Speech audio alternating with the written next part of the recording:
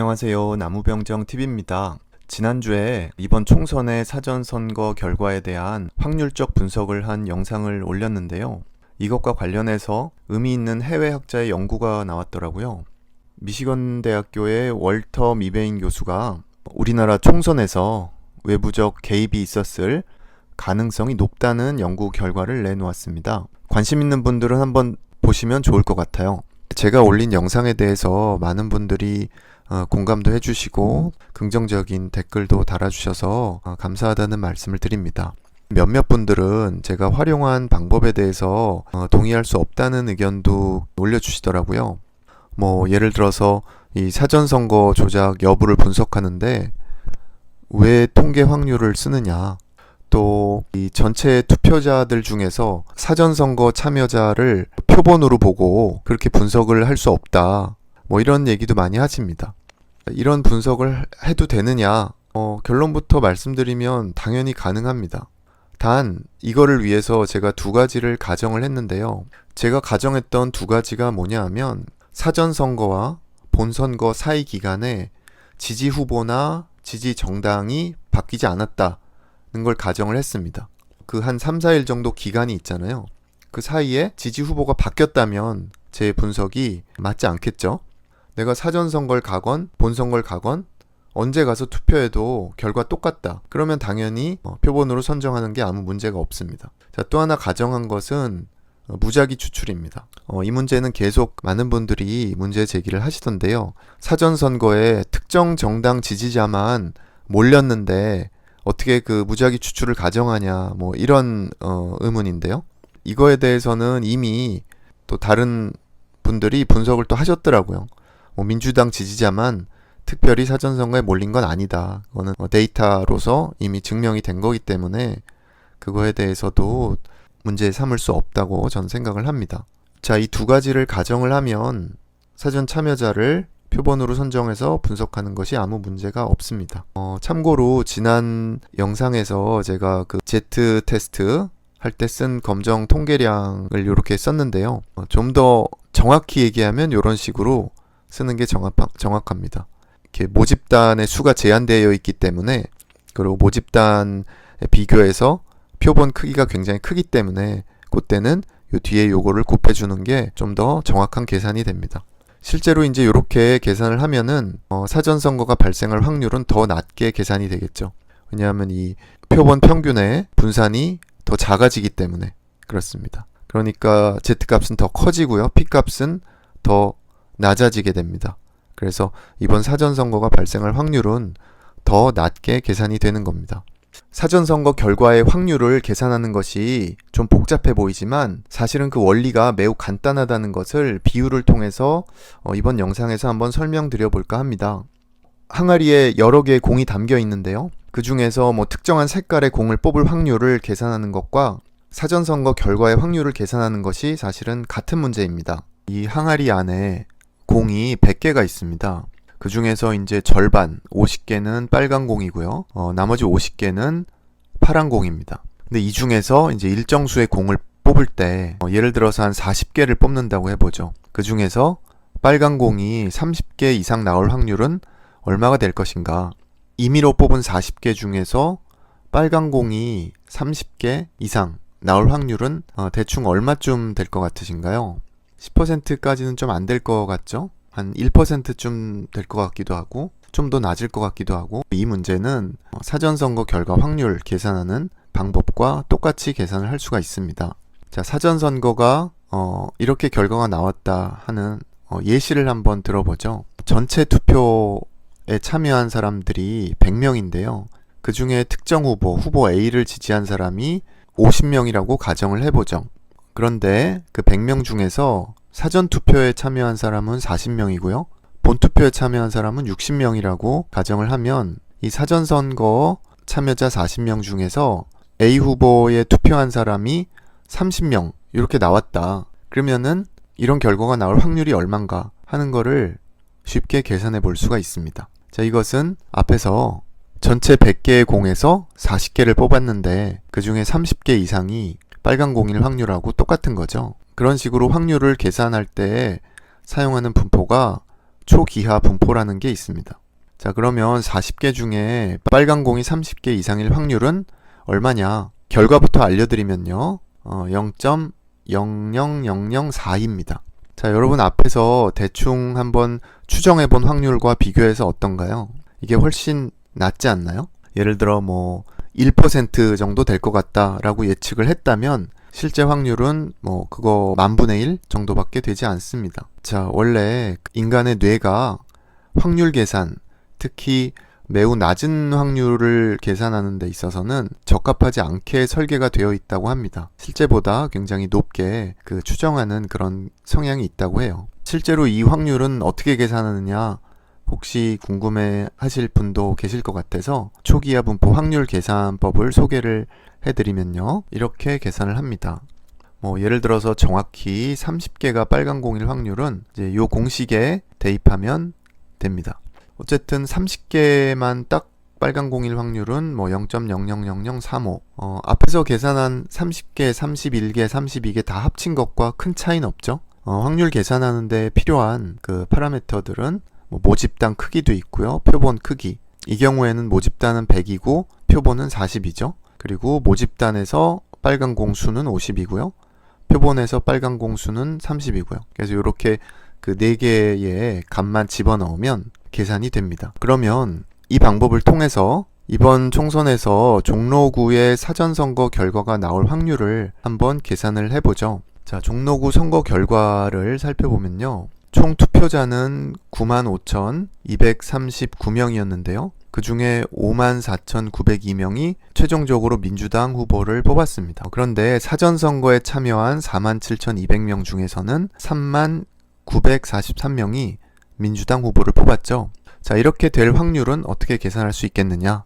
앞에서 이제 필요한 값들을 이렇게 대입을 하면 결국은 이제 39,43명이 아니라 그거보다 클 확률을 계산하면 됩니다. 4만 명이 될 수도 있고 45,000명이 될 수도 있고요. 그렇죠? 안타깝게도 일반적으로 공개된 프로그램에서는 이렇게 큰 수에 대한 초기화 분포 확률을 계산할 수가 없습니다. 그런데 방법이 있습니다. 지지율, 그 비율은 그대로 유지한 상태로요. 숫자 단위만 줄여서 계산을 해볼 수도 있어요. 만 단위를 100 단위로 줄이는 거죠. 예를 들어서 총 투표자가 95,000명이었는데 95,000을 952로 줄이고요. 또 지지자도 54,000에서 549로 이렇게 바꿔서 계산을 하면은 요 x값이 309보다 클 확률을 계산을 하면 됩니다. 이 확률을 계산하면 9에다가 10의 마이너스 7승을 곱한 정도의 확률이 나옵니다. 굉장히 낮은 확률이죠. 그러면 이렇게 계산한 방법과 원래 우리가 구하려고 하는 요 확률 있죠? 요것이 똑같으냐? 사실은 똑같지 않습니다. 많이 차이가 납니다. 어떻게 차이가 나느냐 하면 원래 확률, 만 단위로 계산했을 때의 확률은 이렇게 100 단위로 바꿔서 계산한 확률보다 훨씬 작은 값이 나옵니다. 이 숫자가 커지면요, 상대적으로 이제 분산이 줄어들어서 평균 중심으로 이렇게 뭉쳐지기 때문에 평균에서 멀어지는 값들의 확률이 급격하게 감소를 하게 됩니다. 그런데 일단은 이렇게 숫자 단위를 좀 낮춰서 계산을 한번 해보죠. 자, 이것은 일부 민주당 후보 서울 지역 사전선거 득표율이 나올 확률입니다. 동대문 갑 같은 경우에 원래는 이제 99,000명 정도 됐는데 990으로 좀 단위를 바꿔서 계산을 했을 때도 0.000029 정도 나옵니다. 자, 실제로 계산하는 그 프로그램을 어떻게 쓰는지 한번 보여드리면요. 자, 인터넷에 하이퍼 지오메트릭 디스트리뷰션 칼큘레이터라고 쓰시면 이렇게 쉽게 계산을 해 볼 수가 있습니다. 자, 여기 숫자를 입력을 한번 해보죠. 자, 이 그래프에서도 보실 수 있듯이요. 평균값은 217 정도 되고요. 그런데 이제 그 249가 넘어갈 확률은 이 그래프에서도 보시듯이 굉장히 낮아 보이죠? 실제 확률은 보면 2.8 곱하기 10의 마이너스 5승이 나옵니다. 다른 지역구들도 계산을 해본 결과가 이 오른쪽에 나와 있는 값들입니다. 이 계산에서 랜덤 샘플링을 가정을 했고요. 또 사전투표와 본투표 사이에 선호 변화가 없다고 가정을 했습니다. 자, 숫자 단위를 줄여서 계산했기 때문에 실제 확률은 이것보다 훨씬 더 낮습니다. 좀 이따 보여드릴 텐데요. 위의 확률보다도 공이 최소한 20개 정도는 더 붙게 됩니다. 자, 같은 방식으로 서울의 다른 지역구들에 대해서도 계산한 값을 이 표에 한번 표현을 해봤습니다. 여전히 값이 굉장히 낮죠. 자, 근데 실제 확률은 이 값들보다 훨씬 낮다, 이런 말씀을 드렸잖아요. 자, 왜 그런가 설명을 잠깐 드려보면, 자, 앞서서 공 뽑기의 확률의 예를 다시 한번 가지고 와서, 자, 100개 중에서 40개 공을 뽑을 때 30개 이상 빨간 공이 뽑힐 확률을 이제 여기서 그래프로 그려보면 이렇게 나타나집니다. 여기 초록색 선을 그은 게 이 초록색 선의 오른쪽에 위치할 확률이 30개 이상 뽑힐 확률입니다. 딱 봐도 굉장히 낮아 보이죠? 자, 근데 100개 중에 40개가 아니라 10개 중에 4개를 뽑는다. 그 중에 3개 이상일 확률은 얼마일까요? 현저하게 높아집니다. 0.262. 반대로 100개가 아니라 1000개를 뽑는 경우를 생각해보죠. 확률. 400개 중에서 빨간 공이 300개 이상일 확률은 딱 봐도 거의 없죠. 실제 값을 보면은 2 곱하기 10의 마이너스 39승 정도로 낮아집니다. 자, 앞서서 이제 만 단위 숫자를 100단위 숫자로 바꿔서 계산한 결과에서 10의 마이너스 20 정도는 곱해야 실제 확률이 나옵니다. 그런데 그냥 앞에서 구한 값들을 이용해서 계산을 한번 해보더라도, 자, 10의 마이너스 5승 이걸로 계산한 결과는 사실은 다시 설명을 안 드려도 되는 게요, 첫 번째 영상에서 계산했던 확률과 똑같기 때문에 이게 얼마나 낮은 건지는 다시 설명을 안 드려도 될 것 같아요. 근데 만약 좀 전에 설명드린 대로 실제 숫자를 사용해서 계산했다면은 아마 웬만한 지역구는 다 10의 마이너스 30 이하로 그 확률이 나올 겁니다. 자, 개별 선거구에서 이런 일이 발생할 가능성이 거의 없는, 불가능한 그런 사건들이 수십 개, 아니 거의 200개 가까운 지역구에서 발생했다는 거죠. 참고로 자, 60개 지역구 모두에서 사전선거에서 본선거보다 특정 정당 득표율이 미세한 차이로라도 높을 확률은 2분의 1의 60승이죠. 이 숫자만 해도 굉장히 낮은데요. 실제로 이제 위에서 계산한 이 확률은 이 숫자의 10의 281승분의 1에 불과합니다. 자, 참고로 제가 추가적인 분석을 좀 했는데요. 제가 올린 영상에 대해서 여러 가지 다양한 의견을 주신 것 중에 하나가 다른 지역도 한번 분석을 해봐줬으면 한다, 그런 말씀을 하신 분들이 계셔서 특히 호남 지역은 다른 지역이랑 좀 추세가 다르다는 말씀을 많이 하셔서 한번 분석을 해보니까 숫자가 많이 다릅니다. 앞에서 이제 수도권 지역구, 서울의 지역구들보다 훨씬 확률이 높죠. 원래는 이 확률이 얼마가 나와야 되냐면 0.5 근처에서 나와야 됩니다. 근데 그래도 0.5보다는 좀 낮은 숫자가 나왔네요. 네, 그래서 결론적으로 말씀을 드리면 아무리 보수적으로 추정을 해도요, 이번 총선에서 사전선거 결과는 확률적으로 불가능에 가까운 일이다. 앞서 계산 과정을 보셔서 아시겠지만 최대한 높게 확률을 이렇게 가정해서 계산을 했고, 또 모든 지역구를 포함시키지도 않았습니다. 만약 10의 마이너스 20승으로 150개 지역구를 계산했다. 그러면은 거의 10의 3000분의 1의 확률이잖아요. 그것이 어떻게 보면은 실제 확률에 더 가까운 값이 되겠죠. 그래서 결론은 이번 21대 총선 사전선거의 결과 데이터는 본선거가 치러진 같은 지역구에서 나왔다는 귀무가설을 기각하게 됩니다.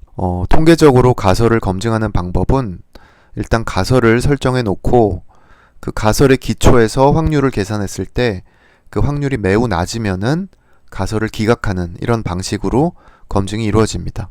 이번 영상에서 사용한 그 분포는 그 항아리 비율을 쓰기 위해서 초기화 분포라는 거를 한번 도입을 해봤는데요.